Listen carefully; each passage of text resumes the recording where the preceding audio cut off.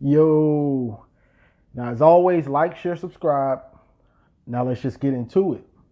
So, I wanted to elaborate on more about this, how to slow down OSU, because people want to hear about it. And I get OSU fans that don't seem to understand what I'm saying. So, I want to elaborate. And ain't nothing else to talk about. So, let's talk football. You hear me?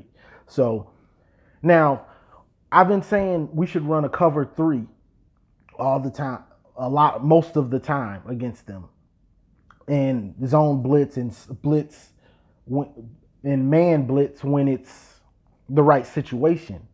But to and OSU fans, they keep, oh, your pass rush and he'll pick it apart. Y'all can't get pressure with your front four or whatever. If you can't get pressure with your front four, whether we're in a man or whether we're in a zone, it ain't gonna matter. He gonna pick us apart regardless, especially in a man. So that's irrelevant to me because we've seen what the man will do. we've seen Don Brown run man and man blitz consistently all game. What happens? 60 points. So I don't want to hear nothing about that. We've seen what will happen. We'll get shredded. They have too much speed. They have too much athleticism for you to consistently do that. If Clemson can't do that, we know we can't. So that's irrelevant to talk about. That ain't even worth even bringing up. The proof is in the pudding. We've seen Michigan try to run man and man blitz all game, or pretty much all game, and we get shredded. So ain't no point of even thinking that that's a solution to our problem. I bet y'all want us to keep doing that so we can keep getting shredded. Now, the reason I'm saying this is because when you're in a zone and a tight zone that everyone is clicking on and knows their job, whether you have a front four, and our front four can get slight pressure. But the thing about a zone is if you get slight pressure and he has to step up and throws it, or he has to move to the side and throws it, it's the execution is about timing. So him having to step up and maybe take his eyes away for a second and then he throws it, he might be throwing into that zone. He might have saw a hole before he stepped up, before he moved to the side, but then by the time he released it, the receiver is going into another zone. That's a pick.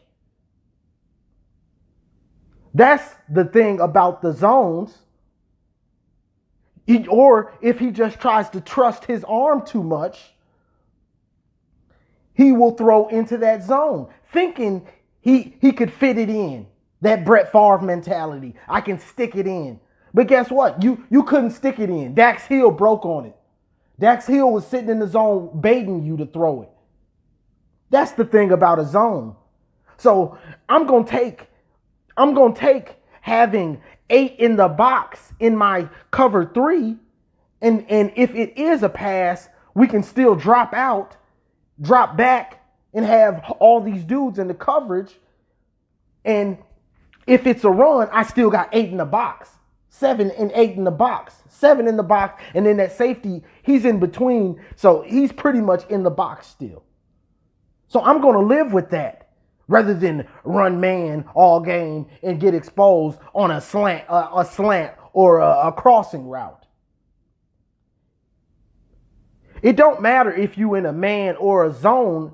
If you can't get some type of pressure, you're going to get exposed. But the man, you're definitely going to get exposed. We've seen it happen too many times. So what are we talking about?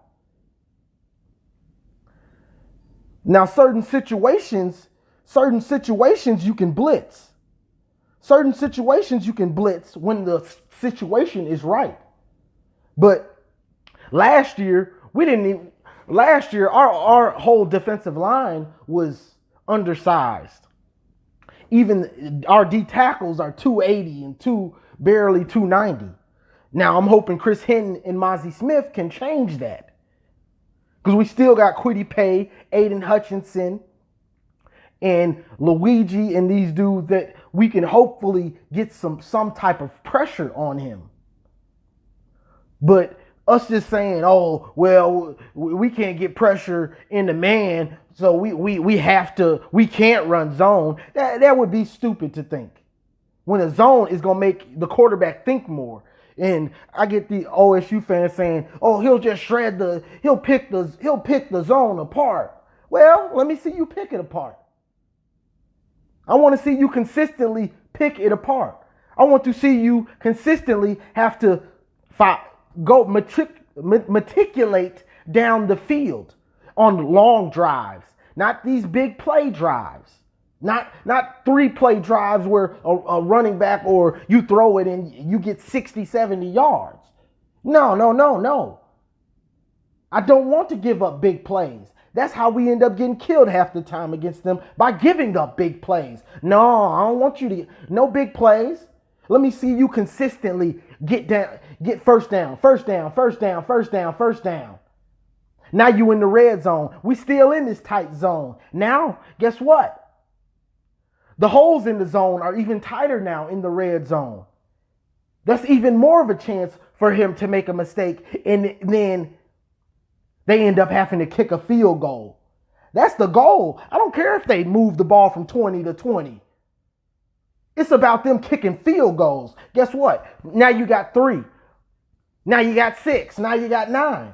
That's how you get beat. That's how OSU lost to Clemson. Yeah, they were moving the ball consistently. But guess what? They kicked too many field goals. They left too many points on the board. So that's the method to what I'm thinking. And I didn't have to watch Clemson to know this is what I would do, because I know football.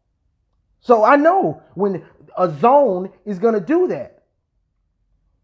It's just like the Seattle Seahawks, the Legion of Boom. What made the Legion of Boom great was they had players that ran zone cover 3 all the time. Now they had Cam Chancellor coming up because and he's like another linebacker. But you got Richard Sherman, one of the greatest zone corners ever. We're gonna let you go 20 to 20 and get some yards. But can you get it in the end zone? That's the end goal. I don't care if you put up 400 yards but if you ain't getting in the end zone, we doing our job. The goal is for you to consistently have to matriculate down the field, and then you make a mistake, or either you don't get it on 3rd down, now you have to punt, or in the red zone, you can't get it in there. Now you have to kick a field goal. That's mission accomplished. I go back, I look at what we did last year. OSU didn't kick any field goals. Every quarter, they scored 14 points. You ain't finna beat nobody like that. So what y'all saying is irrelevant to me, because y'all thinking from a OSU perspective. You're thinking from a we want to continue to dominate them perspective. You're thinking from a our quarterback is the best quarterback in college football perspective. Even if he has weaknesses, you don't want to admit it because that's your quarterback. See, I don't work like that. I don't care if our quarterback plays the greatest. I'm still going to understand his weaknesses and see where they're coming from. Because there's no perfect player, especially not in college. You know, you might have dude that's a beast and he just can't be stopped. But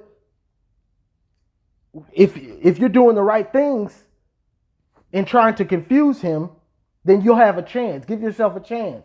Running man all game, that don't give us a chance. So I don't even want to hear that idea. Or us man blitzing most of the game, that don't give us a chance. Now, the defensive line, you have to get pressure. I mean, somewhat pressure. But running a zone gives you more chances to get pressure. He should have to hold the ball a little bit longer. He should have to think a little bit harder on what he's doing. Because with a zone, I can disguise my zone better. See, I can come out and make you think. If you don't put motion You don't know if I'm in zone or man. The motion is what gives it away. And I'm sure Ryan Day's smart enough to know this. Of course he knows this. But when you run a zone, I can disguise it as a cover 2. I can disguise it as a cover 2, yet I'm running cover 3. I can disguise it as a blitz, and yet I'm still in the zone. I can disguise it as a zone blitz, but I'm still in a regular zone.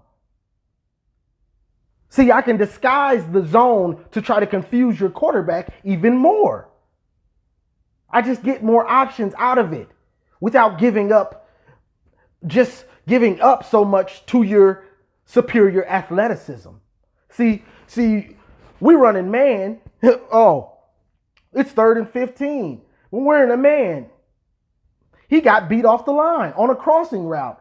Guess what? One side of the field has been cleared out. Now he catches the little crossing route and he takes it 50 yards. Oh, great job. See, in a zone, he's not going to be able to do that unless he does some magic. He makes magic happen. Then, I mean, you're at the will of that player at that point. But 9 times out of 10, there's going to be somebody waiting there, and then you get the tackle. You give up 5 yards instead of 50. You have dudes waiting for them.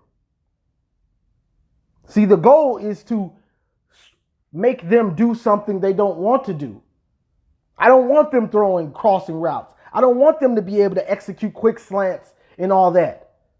I want them to have to wait to go further down the field, which gives me my defensive line a better chance of getting the sack. Any of y'all that just think, oh, well, it's just a zone. I can pick. Real life ain't like Madden. Only player I've seen to make real life look like Madden is Joe Burrow. And from what he did, that man had the greatest quarterbacking season in college football history. We've never seen anybody do what he did. So I'm going to take my chances. Because it takes a lot to have that level of production of what he did. That man had NFL receivers, NFL style running back, offensive line, and NFL coaching. Everything clicked for him.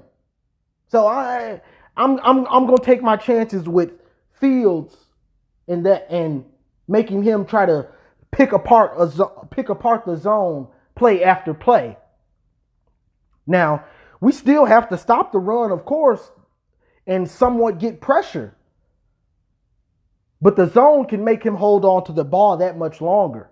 And also have 7-8 in the box. That's what y'all not understanding.